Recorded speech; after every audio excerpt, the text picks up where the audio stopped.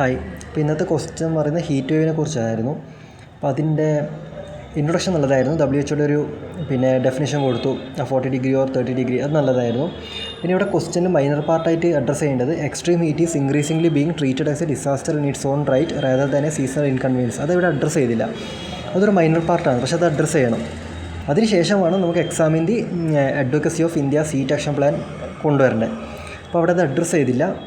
അതൊരു മൈനർ പാർട്ടാണെങ്കിലും അതൊരു ഇമ്പോർട്ടൻസ് ഉണ്ടാകും ചോദിച്ചതിന്. പിന്നെ advocacy of Indian heat action plan in protecting outdoor and informal വർക്കേഴ്സിൽ ഏർലി വാർണിംഗ് സിസ്റ്റം കൊണ്ടുവന്നു. അതിന് കേരളത്തിലെ കവചം എന്ന് പറഞ്ഞിട്ടൊരു സോഫ്റ്റ്വെയർ ഉണ്ട്. അതുപോലെ തന്നെ SMS ഒക്കെ ഇപ്പോൾ NDMAയുടെ SMS സിസ്റ്റമൊക്കെ ഉണ്ട്.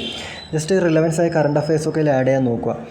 പിന്നെ public advisories promote hydration, okay, good point. Change in working hours, protect, okay.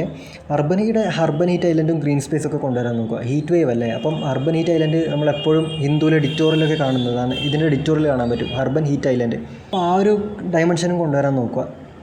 കാരണം റിലവൻസ് ആയ കാര്യങ്ങളാണ്. ഇപ്പോൾ അത് ന്യൂസിൽ ക്വസ്റ്റ്യനും കാണാൻ പറ്റും. അർബൻ ഹീറ്റ് ഐലൻഡ് കുറേ ടോപ്പിക്സ് ആയിട്ട് തന്നെ വരാറുണ്ട്. ഇപ്പോൾ ക്വസ്റ്റ്യൻ്റെ ഒരു ടോപ്പിക്കായിട്ട് തന്നെ വരാറുണ്ട്. പിന്നെ ഡിസാസ്റ്ററിൻ്റെ ക്വസ്റ്റ്യൻ ഒരു ഫ്രെയിം വർക്ക് സെറ്റ് ചെയ്യുന്നത് നല്ലതായിരിക്കും. അവിടെ ഞാൻ എഴുതി വെച്ചിട്ടുണ്ട്, അത് mitigation, preparedness, response and recovery. ഈ ഫ്രെയിം വർക്ക് സെറ്റ് ചെയ്തിട്ട് ഇതുമായിട്ട് ബന്ധപ്പെട്ട് ഈ 2 പോയിന്റ് എഴുതി വെച്ചാൽ നമുക്ക് 8 പോയിന്റ് കിട്ടും. മനസ്സിലായില്ലേ? ഒരു ഡിസാസ്റ്റർ മാനേജ്മെൻറ്റ് പോളിസിയിലുള്ള 4 സ്റ്റെപ്സാണ് mitigation, preparedness, response and recovery. എല്ലാ ടോപ്പിക്കും നമുക്കൊരു ഫ്രെയിം വർക്ക് സെറ്റ് ചെയ്ത ശേഷം നമുക്ക് ചെയ്താൽ നമ്മൾ ടൈം അത്ര എടുക്കത്തില്ല ആൻസർ എഴുതാൻ. നമ്മൾ തിങ്കിങ് പ്രോസസ്സ് പെട്ടെന്ന് നടക്കും. അല്ലെങ്കിൽ നമ്മൾ ആലോചിക്കണം എന്തൊക്കെയാണ്. അപ്പോൾ ഡിസാസ്റ്ററിന് ഏത് ക്വസ്റ്റ്യൻ വന്നാലും നമ്മൾ ആ മിറ്റിഗേഷൻ, റിക്കവറി, പ്രിപ്പയർഡ്നെസ്, പിന്നെ റെസ്പോൺസ്. ഈ റെസ്പോൺസിലാണ് NDRFും SDRF ഒക്കെ വരുന്നത്. മനസ്സിലായില്ലേ?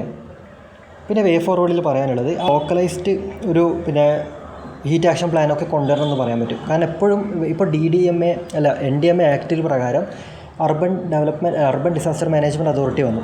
അത് ഡീസെൻട്രലൈസ്ഡ് ഫോമാണ്. അപ്പോൾ എപ്പോഴും നമ്മൾ ഡീസെൻട്രലൈസിലേക്ക് പോവുക. ഡിസാസ്റ്റർ എപ്പോഴും നടക്കുന്നത് ലോക്കലൈസ്ഡ് അല്ലേ. അപ്പോൾ ഒരു ഡീസെൻട്രലൈസേഷൻ ആ ആസ്പെക്റ്റ് കൊണ്ടുവരുന്നത് നല്ലതായിരിക്കും. അതിന് ഏറ്റവും നല്ലത് ലോക്കലൈസ്ഡ് ഹീറ്റ് ആക്ഷൻ പ്ലാൻ കൊണ്ടുവരുന്നതാണ്. അത് വേ ഫോർവേഡിൽ കൊണ്ടുവരുന്നതാണ്. അതിൽ തന്നെ ഈ ഡിസാസ്റ്റർ മാനേജ്മെൻറ്റ് എന്തോട്ട് അതോറിറ്റീസിൽ NDMA, SDMA, ലോക്കൽ അതോറിറ്റീസ്. ഇവിടെ IMD കൊണ്ടുവന്നില്ല. IMDക്ക് ഒരു climate hazards and vulnerability atlas ഒക്കെ ഉണ്ട്. Vulnerability Atlas.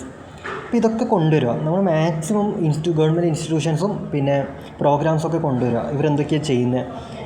ഇപ്പം ഡിസാസ്റ്റർ മാനേജ്മെൻറ്റ് ആക്ട് അമെൻഡ് ചെയ്തിട്ടാണ് അർബൻ ഡിസാസ്റ്റർ മാനേജ്മെൻറ്റ് അതോറിറ്റി കൊണ്ടുവന്നു. അതായത് കോർപ്പറേഷനിലും മുനിസിപ്പൽ കോർപ്പറേഷൻസിലൊക്കെ. അപ്പോൾ അതൊന്ന് കൊണ്ടുവരിക.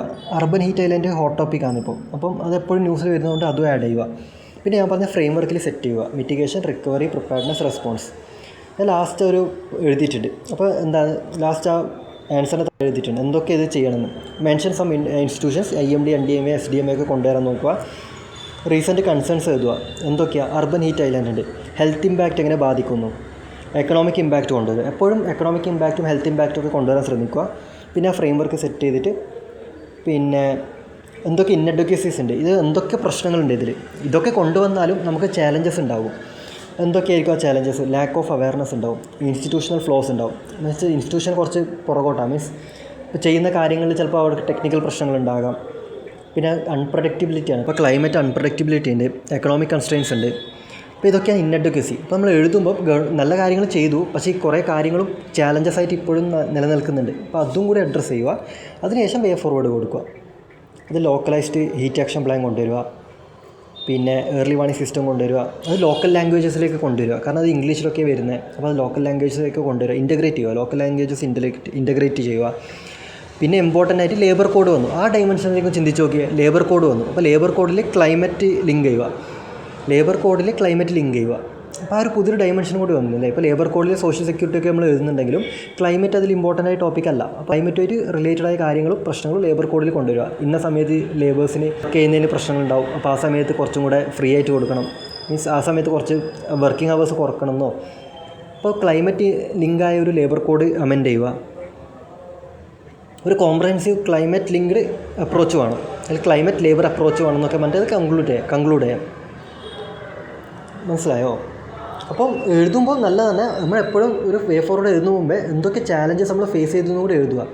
ഗവൺമെൻറ് ഇൻസ്റ്റിറ്റ്യൂഷൻസിൻ്റെ ചാലഞ്ചസും ഉണ്ട്, അൺപ്രഡിക്റ്റബിലിറ്റി ക്ലൈമറ്റ് ഉണ്ട്. ഇതൊക്കെ ഒന്ന് അഡ്രസ്സ് ചെയ്തിട്ട് ഗവൺമെൻറ് ഇൻസ്റ്റിറ്റ്യൂഷൻസ് ഒന്ന് കൊണ്ടുവരാൻ നോക്കുക. അവർ PIBയിലൊക്കെ നമുക്ക് കുറയുമ്പോൾ ജസ്റ്റ് ഒന്ന് ഹീറ്റ് വേവ് എന്നൊക്കെ അടിച്ചാൽ നമുക്ക് കുറേ ഇത് കിട്ടും, പോളിസീസ് കിട്ടും, ഗവൺമെൻറ് ചെയ്ത മെഷേഴ്സ് കിട്ടും. അതൊക്കെ പഠിക്കുക. അത് എഴുതുക. അത് ഫ്രെയിം വർക്ക് സെറ്റ് ചെയ്യാൻ മറക്കല്ലേ. ഡിസാസ്റ്റർ മാനേജ്മെൻറ്റ് വരുമ്പോൾ മിറ്റിഗേഷൻ, പിന്നെ റെസ്പോൺസ്, പ്രിപ്പയർഡ്നെസ്, റിക്കവറി, ഈ ഒരു ഫ്രെയിം വർക്ക് സെറ്റ് ചെയ്തിട്ട് ഇതുമായിട്ട് ബന്ധപ്പെട്ട് ഇതിൽ വർക്ക് ചെയ്യുക. ഈ ഫ്രെയിം വർക്ക് ഇതിന് മാത്രമല്ല, ഓരോ ടോപ്പിക്കിനും നീ ഓരോ ടോപ്പിക്ക് എഴുതുമ്പോഴും ഞാൻ ആ ഫ്രെയിം വർക്ക് ഏതാണെന്ന് പറയാം. അപ്പോൾ ഡിസാസ്റ്ററിന് ഉപയോഗിക്കാൻ പറ്റിയ ഫ്രെയിം വർക്കാണ് ഇത്.